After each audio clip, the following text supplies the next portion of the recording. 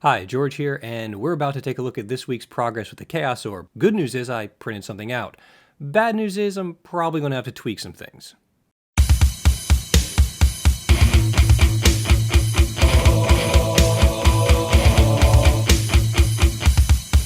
So this week I focused on a few different things. I'm still within Maya at this point. I needed to unite the ear because the rest of the head was pretty much finished. I made some tweaks, especially with the eye area, and the last thing I tried to tackle was the hair. So why don't we go ahead and take a look at a time lapse of all the work so far.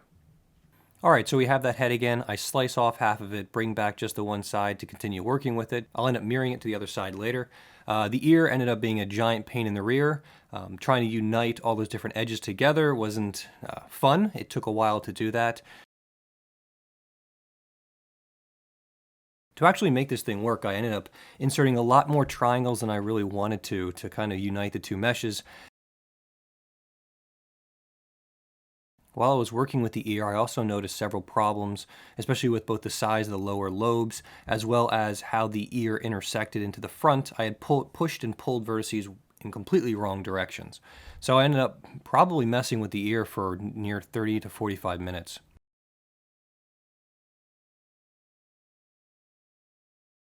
A lot of people recommended the pendant. Take a look at that as reference material, so I did.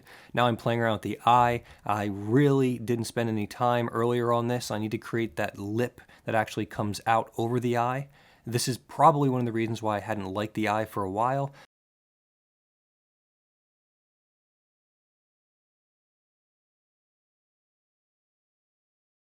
This was pretty labor intensive. I probably should have used soft selection a lot earlier on that and gotten it done quickly, but you know, it just means more points I have to move around. Now I brought that other reference material in because I'm pretty sure I'm ready to tackle the hair. Now this is around the time where the bad stuff starts to happen. I start to make really poor decisions.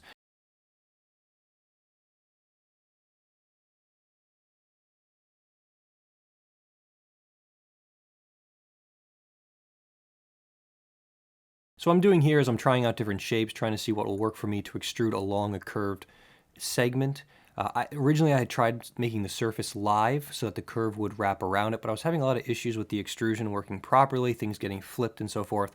So I ended up just making a new curve, bringing it out to the other side, and working with it that way. Now here I've decided to use a cylinder and extruding it outwards. I'm running into a lot of issues. I couldn't tell if it was my transforms or something else. I ended up abandoning that method of extrusion using the edges and instead just extrude the faces outwards.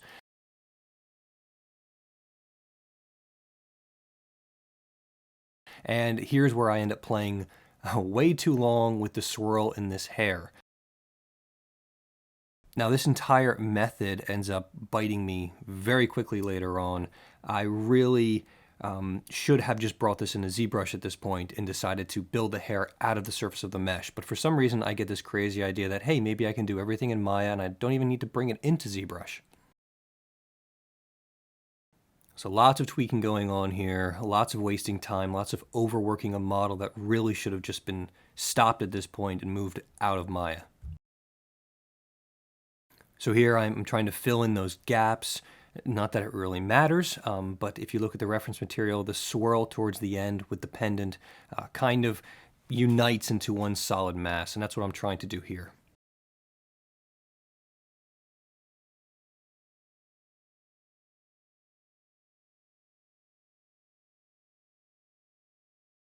I'm not terribly happy with this, but I decide I wanted to get something done. If you check out my subscriber list, I hit 200 this week, and I really wanted to have something to celebrate that. I wanted a print, I wanted this hair in there, and I wanted to get something done.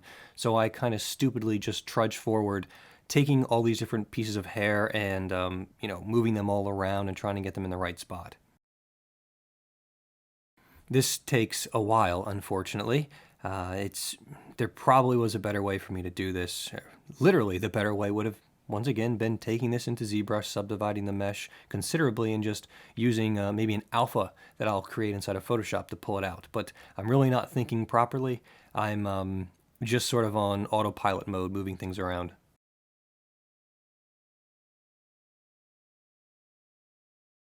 Now I end up duplicating this across the mesh, mirroring it over, and that creates a whole other issue because I ended up putting some of these hairs across the middle line, and when they merge, they actually really screw up the geometry and gives me some problems when I try to cut things in half. Around that center area, I'm just trying to fill it in with more unique features so it's not a perfect mirror across both sides. Here I am adding in, what is it, the pupil and the iris. Here I am playing around with slicing this thing up. The older versions of Maya had this really nice slice tool where it was an interactive cutting, but it looks like they've gotten rid of that and all merged it into this sort of multi-tool. I couldn't find it in the settings.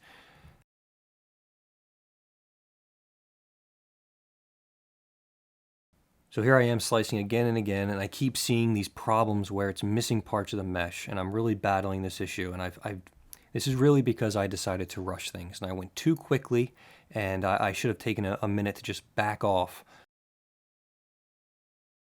So after unsuccessfully trying to split this thing many times, I decided to move along. What I end up doing is sort of undoing much of what I had done beforehand. I end up removing both sides of the head, or that is the hairs on both sides, and redoing the middle components.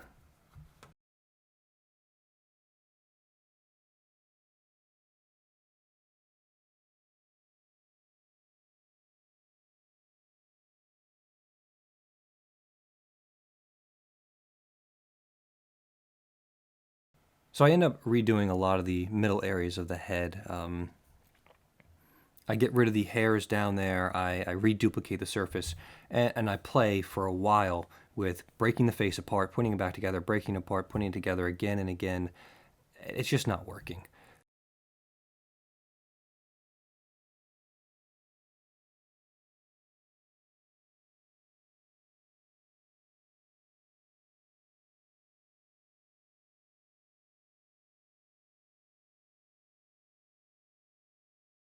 So I spend some time trying to fill the gaps because I do need to slice this thing in half. I try to fill in all the different hairs, and I just start thinking about how poorly I've decided to move forward with this. I could have used booleans if I wanted to. Unfortunately, though, at least I'm used to the older Maya version of this where the boolean tool doesn't work very well. It looks like they have a newer version that makes a little bit more sense, but it still doesn't look nearly as robust as the Pro Booleans that I'm used to in 3D Studio Max. And at this point, I decide, well, maybe I should just try to 3D print this thing.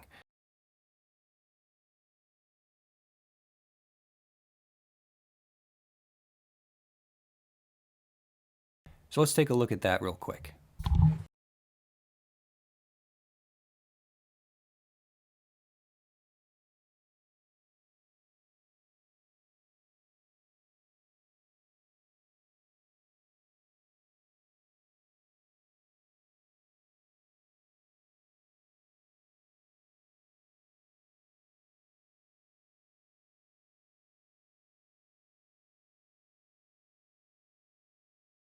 All right, so the good news is I did get a 3D print test done. Two, actually. So the first thing I did was I just printed out a small version of the head on the side as I sliced it up. And it actually came out quite well. I'm pretty surprised with the detail and the quality. Now there's some problems here, and that has to do with how I tackled the hair. Because the hair object wasn't a solid object, I just kind of inserted it into the head. The slicer inside of Cura had a really big problem. Anything, I guess, parallel to the slice plane would be it. So the hairs on the top were never actually established or created. Well, what I decided after that was, hell, that's not half bad, and I really want something to show for this video. So let's go ahead and test print the entire head. So here we go. There's the entire head. Once again, with how I printed it, this time the sides of the head, because they're in line with the slice planes, ended up failing miserably, but there are some hairs on the top that succeed pretty well. But as we can see from this, I have to go back and completely redo the hair. I am kind of worried. I don't think I can bring this back in the Maya after I'm in ZBrush, and that's because Maya LT, which is the version I'm working with at home, has a limit on how many polys you can bring back in. I really think with the hair, I'm going to end up exceeding that limit pretty easily.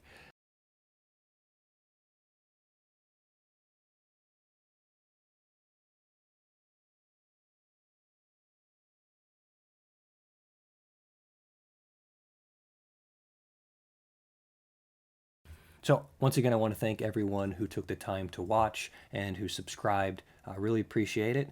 And hopefully next week, I'm going to have a much larger prototype print done with the new mesh after it's been in ZBrush.